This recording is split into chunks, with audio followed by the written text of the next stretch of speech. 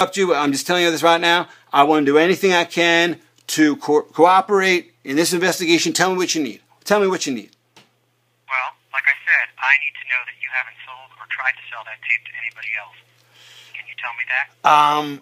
I can tell you I've not completed the transaction. I admit that, but I must admit, frankly, I know I'm not under oath, so I'm just saying this out of the goodness of my heart.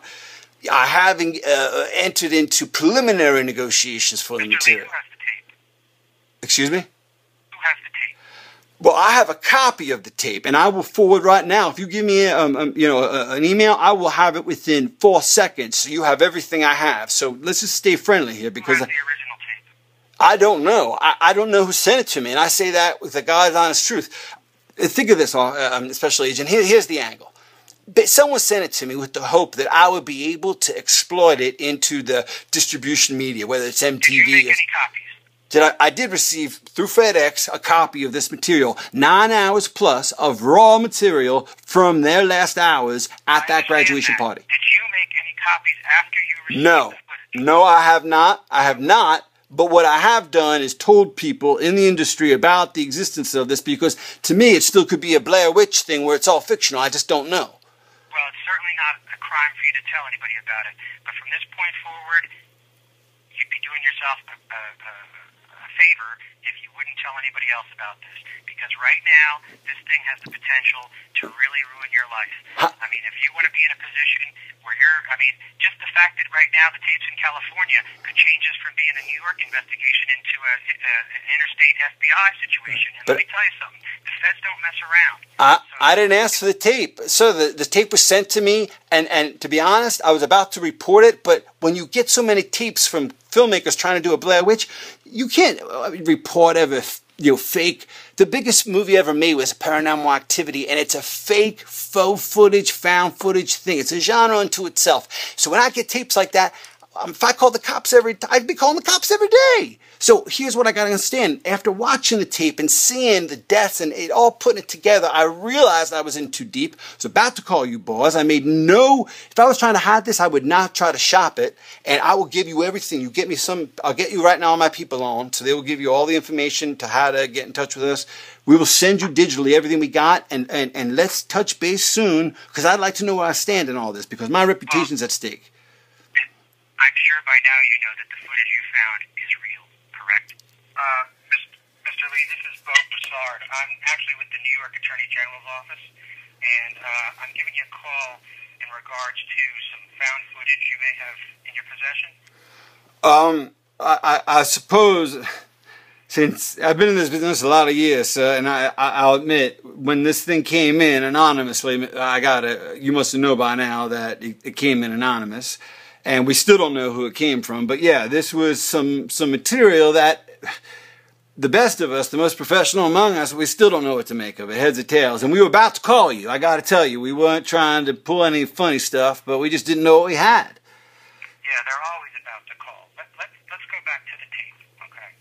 You said it came anonymously. Did that come through the mail? By Federal Express, sir. And do you still have the envelope that it came in? Absolutely, sir. I mean, we're not idiots. I mean, we are. We ain't from West Virginia. And I think the footage, for whatever reason, is their manifesto or their statement or their suicide note, whatever. I don't understand. I know that they had something to communicate, and that's why they sent it to, Creative Artists Agency. My understanding is that you also believe that one of the participants may be alive. Is that true?